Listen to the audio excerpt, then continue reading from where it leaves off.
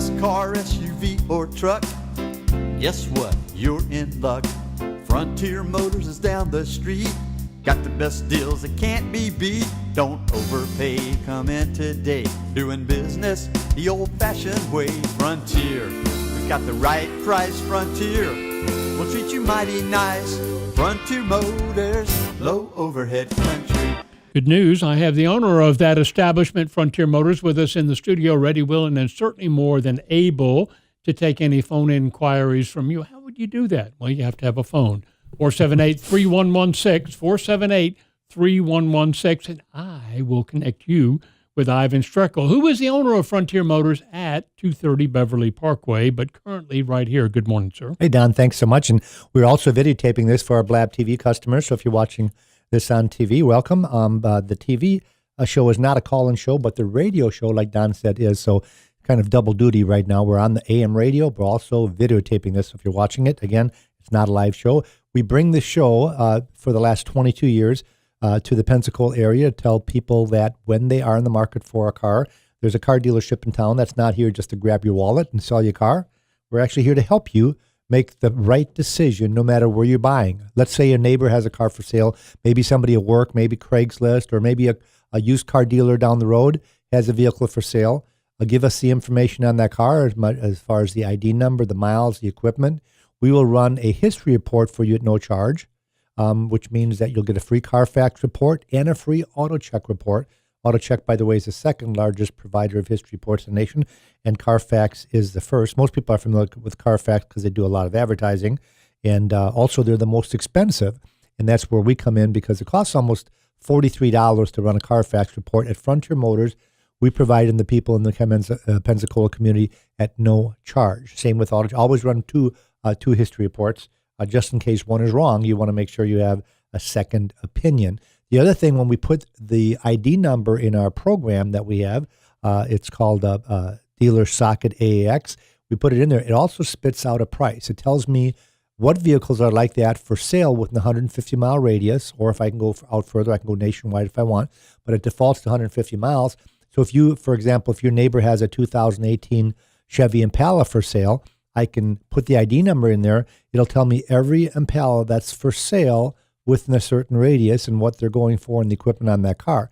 It also spits out the auction report so I can see what that car is going for at an auction. So if I know I can buy that car, let's just use an example of that. I book it out with the NADA guidebook, which, by the way, the NADA guidebook is the books the bankers use. Let's say I book it out and it says that the retail on this particular car, according to the banker, is $20,000.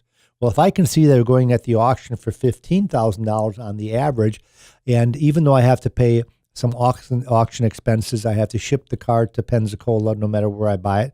Let's say, for example, if I buy it in Orlando, which, by the way, is the second largest auction in the nation, so I'm happy that we are within driving distance of Orlando. Matter of fact, my buyer drives down there every week, and they have between 5,000 and 6,000 cars just at that one particular auction. And there's 12 auctions in Florida alone.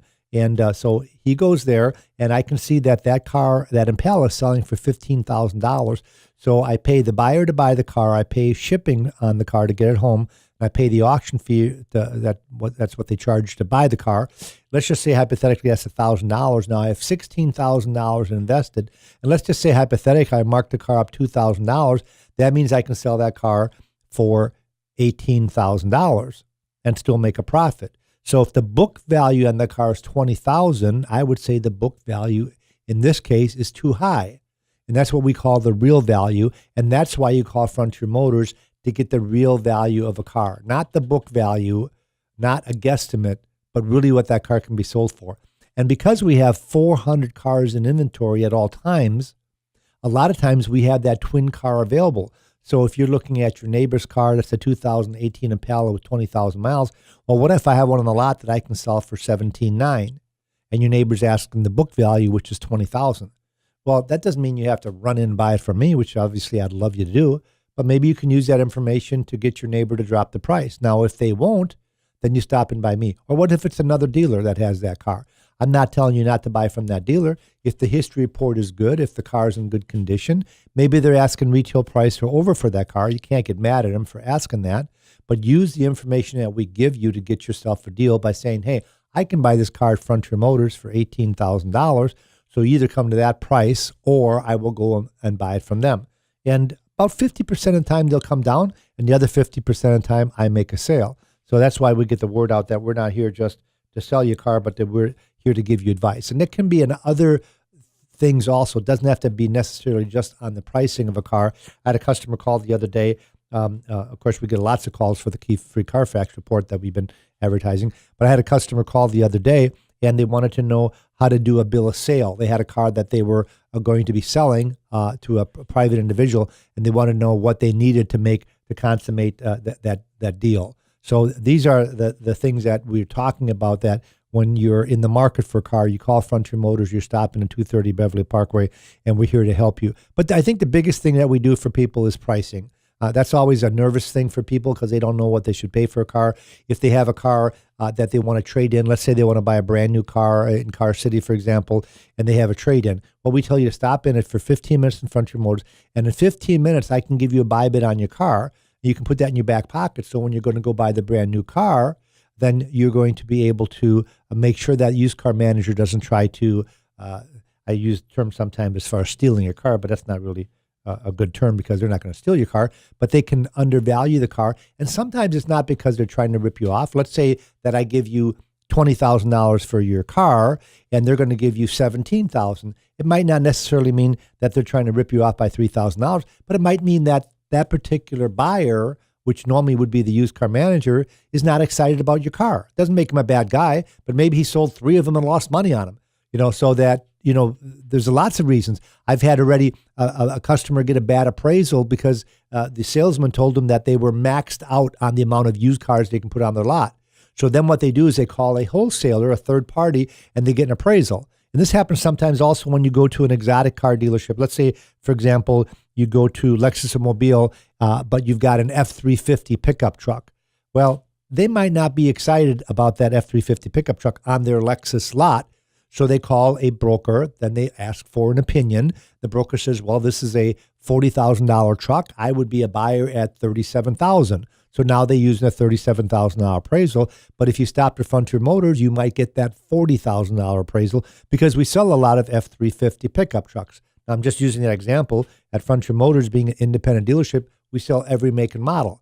So we don't discriminate if you have a vehicle that we're not excited about. And again, if I use Lexus as an example, if you go to the Lexus dealership looking to buy a minivan, you're not going to find too many minivans on a Lexus lot. But you will at Frontier Motors because we've got about 25 minivans on the lot at most times. So anyways, that's a little bit about Frontier Motors. I want to remind everybody this is a call-in show, 478-3116, 478-3116 is the number, and I can help you with the value of your car. One of the things that we talk about is why you should be buying a used car instead of a new car. But I've got a friend that comes along on the radio show here that says this a little bit better than I do. Don, do you have him available? Say again? I said, do you have our friend available that talks about depreciation? I do. That would be Dave Ramsey. That's right. Oh, yes. Listen to this. Hey, Dave Ramsey here. For almost a decade, I've been telling you about my friends at Frontier Motors in Pensacola. The biggest reason is they help my listeners save thousands of dollars when purchasing a slightly used car over a brand new one. Consumer Reports says the average new car depreciates a whopping $9,200 in the first year alone. That's crazy. So if you're thinking new, don't. Go see Frontier Motors and see how much they can save you on a current year car with very low miles. And if your goal is to get out of debt, bring Frontier Motors your car and they can write you a check on the spot. Frontier Motors can also do consignments and they don't charge a fee or a commission. Frontier Motors have been helping the people in the Pensacola area for 21 years. They are the go-to dealer for free advice when it comes to buying or selling a car. Please go see my friends at Frontier Motors. And don't forget to tell them Dave Ramsey sent you. Dave does a really good job talking about depreciation, and he only recommends a independent used car dealership. He does not recommend that you buy brand new. And I've got a huge example of that. 2 weeks ago, we sold a Cadillac CT6, which is their flagship big luxury car. I know a lot of people might not know what a CT6 is, but I was hoping that they would go back to names on cars instead of letters, which is doesn't make any sense. It's so hard to keep them straight. But a CT6 is their big four-door sedan they came out with a couple of years ago. And this car had a window sticker when it was brand new of $88,000. The gentleman that bought it drove the vehicle for 12,000 miles and traded it in. I purchased the vehicle at auction. I took it back to the lot. We retailed the car 2 weeks ago for $44,000. That's just crazy. An $88,000 car. Now, that was the window sticker. I'm not necessarily saying you pay full list, but let's just say that hypothetically he was able to get a $4,000 discount, which is a lot, and a $4,000 rebate. So let's just say he paid $80,000 for the car. He put 12,000 miles on it. I was able to buy the vehicle and retail it for $44,000. That is a huge. That's way more than what David Ramsey said as far as the $9,200 depreciation when we're talking almost $40,000 depreciation. We sold a Lexus the other day that had 9,000 miles on, and that car was a 2018 model car with 9,000 miles. It sold over $30,000 less than a brand new one. Obviously, the more expensive the car is, the bigger depreciation. If the average is 27%, well, a $100,000 car in 1 year would depreciate $27,000. The average selling price of a new car last year was $34,000. So if you multiply that out by 27%, like Dave Ramsey said, that's a $9,200 depreciation. So that means that you can save a lot of money. Now, I'm not saying that you walk in and save $9,200 on a car. I sold a Corolla about 6 months ago, only had 100 miles on it. We only saved the customer $2,000. But our customer bought it from us because he said, with 100 miles, I'll save the $2,000. And that was over the discounted price of a new one. I saw this morning on TV that they were selling Hyundais. That they had Eastern Shore had a Hyundai commercial, and they were talking about that you can buy a particular car for $6,000 less than the window sticker. Of course, in the asterisk, I freeze-framed the TV, and I read that you might not be able to qualify for all rebates and incentives. So I find that a little shady, I guess, so to speak, because it's basically saying you can get $6,000 off if you qualify. I'm not sure how you qualify for things like a loyalty program.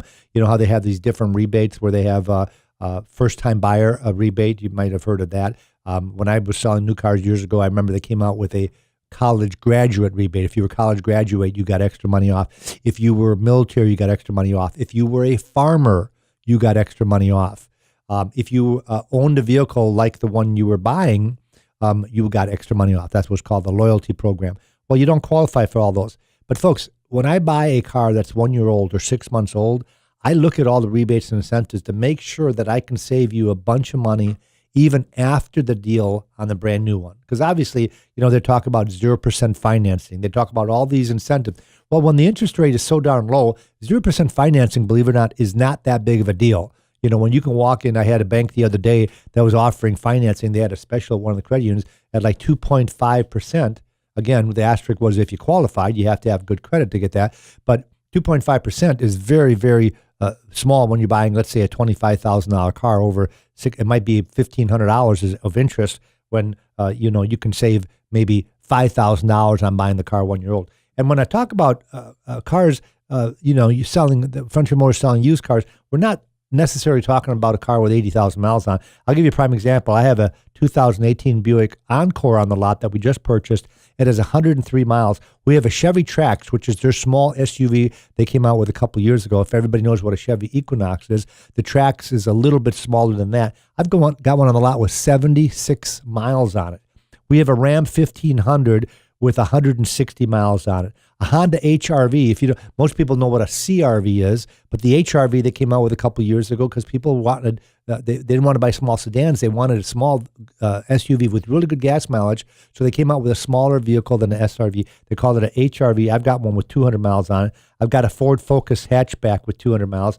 The new body style Camry, which is absolutely beautiful. Camrys were a little bit boring car, and then in 18 they changed the body style, and I've got an 18 Camry on the lot with 260 miles on it that we bought at a reduced price at the auction, and pass those savings on to you, so you'll save hundreds and hundreds, if not thousands of dollars over the price of a brand new one. These are just some of the vehicles. I can bore you because when I'm looking at my inventory right here, it looks like that we have almost almost 100 cars that have less than 15,000 miles on it, another 100 cars that have less than 30,000 miles on it. And then with all those cars that we have that are like new, when we sell those, we take a lot of nice trade-ins on. So don't think that we don't have any cars that are under $10,000. Last time I looked, we had about 45 cars that were under $10,000. So we try to keep something in stock for everybody.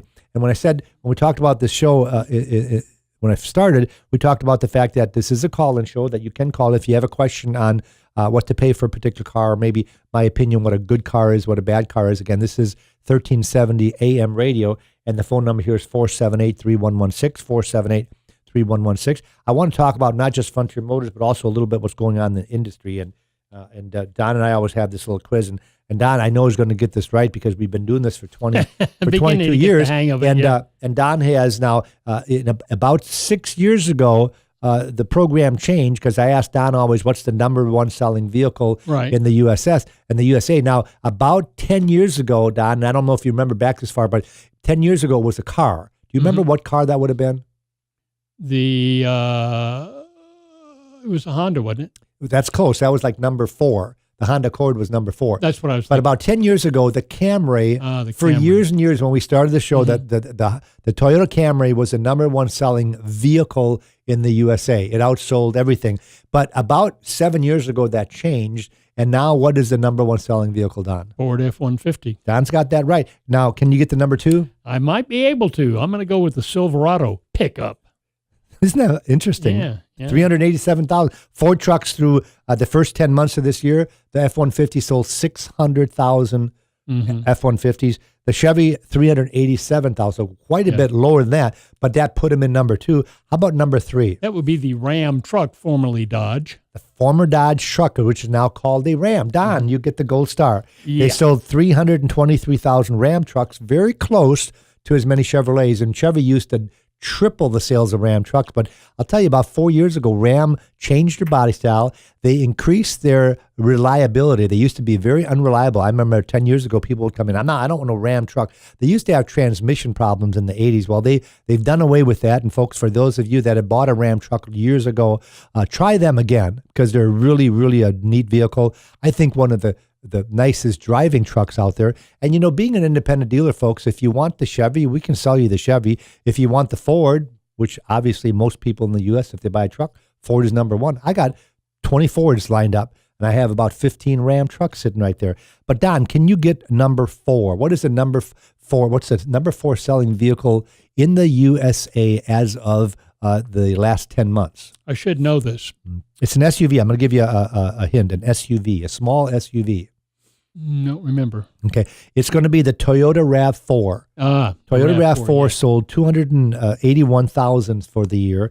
Right behind them, this is kind of a sleeper, and I would have not guessed this if I didn't have this in front of me, is the Nissan Rogue. And I cannot believe the Nissan Rogue outsold the CR-V, and which is the Honda CR-V, and all the other small SUVs is a Nissan Rogue, 275 Nissan Rogues.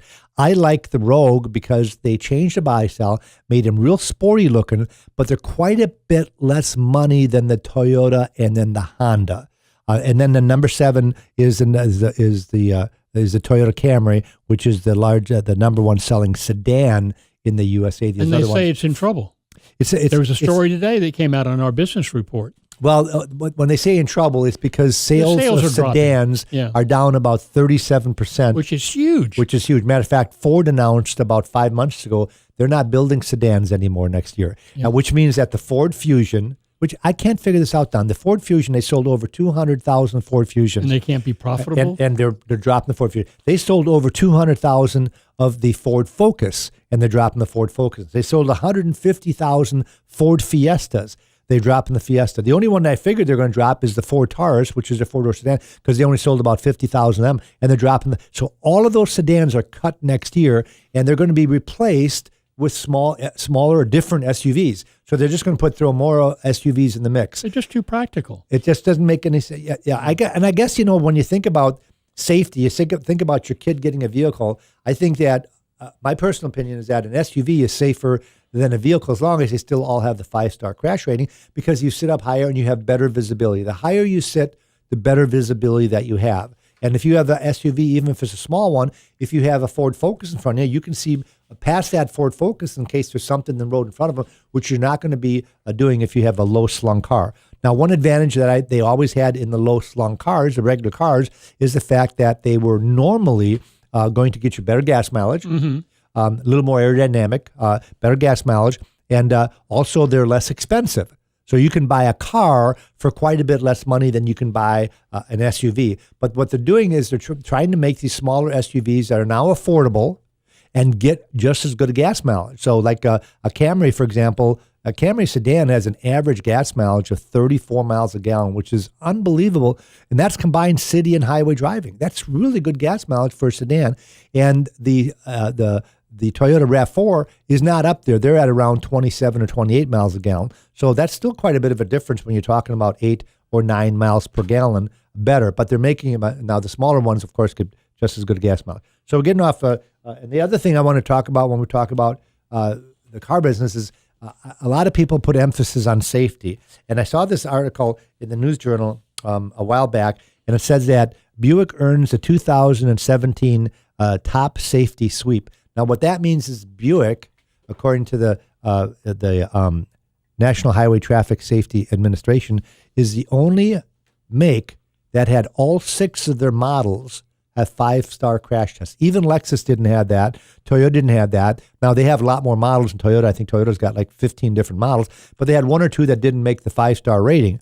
But Buick is the only one that has every make and model has a 5-star crash test. And a lot of people don't put enough emphasis on that. And folks, I definitely urge you these days with all the new safety equipment that's out on the car, that alone might give someone a good reason to upgrade their car, even though they might not need to. The average age of a car on the road right now is 11.2 years. And one of the reasons, and now when I got started in the car business back in the 70s, it used to be 7 years. And one reason is because they make the cars better than they used to. So I think that's a good thing. But think about maybe upgrading to the new safety features, like the automatic braking system on a car is phenomenal. I had this happen. I drove a Porsche up here, which actually is my wife's car, and I drove it up here, and a person in front of me hit the brakes really hard. My car automatically hit the brakes.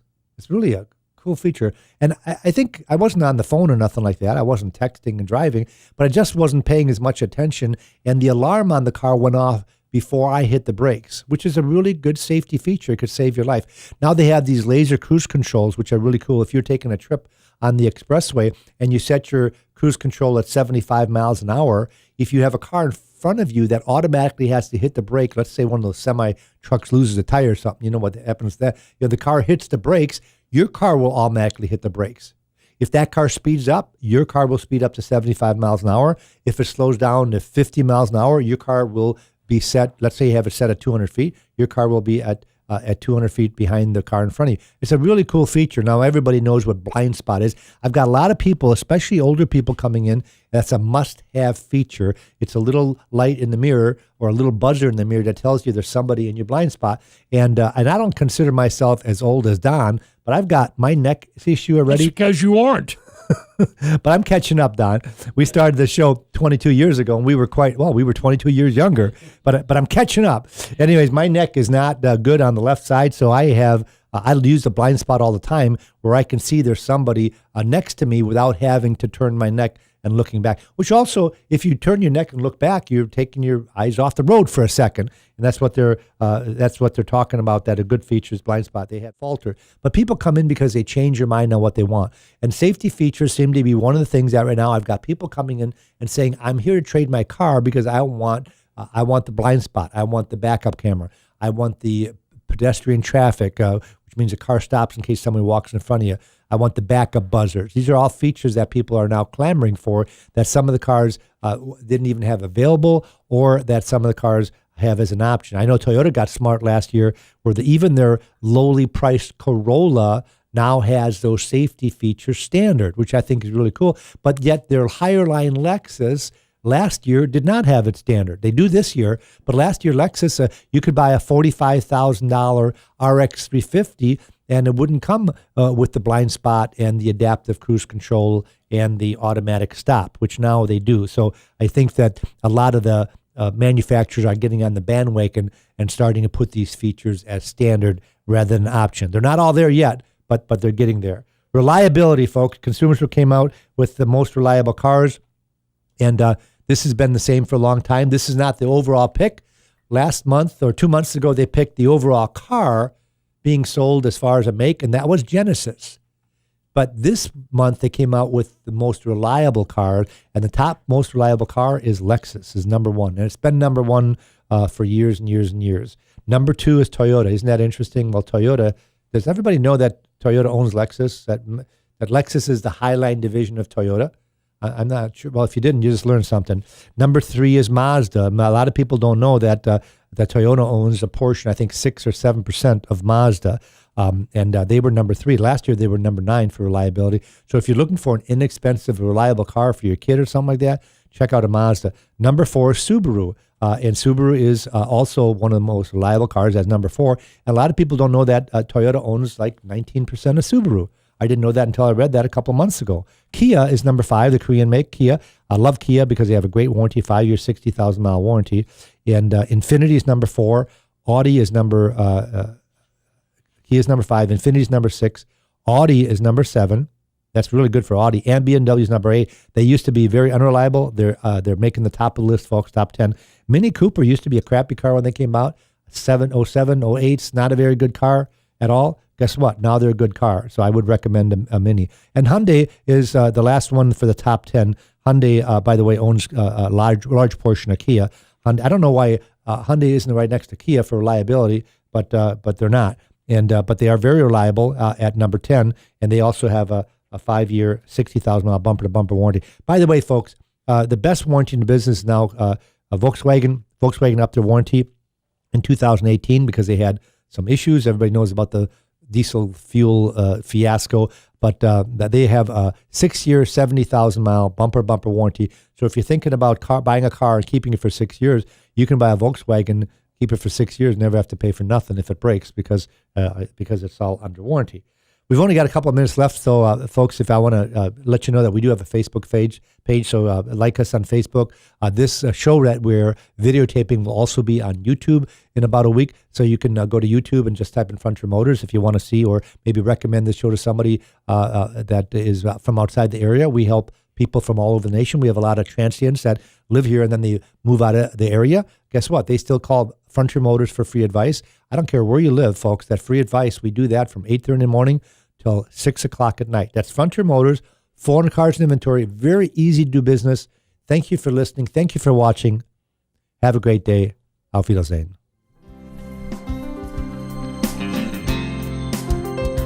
Looking for the best car, SUV, or truck? Guess what? You're in luck. Frontier Motors is down the street. Got the best deals that can't be beat. Don't overpay, come in today. Doing business the old-fashioned way. Frontier, we got the right price. Frontier, we'll treat you mighty nice. Frontier Motors, low overhead country.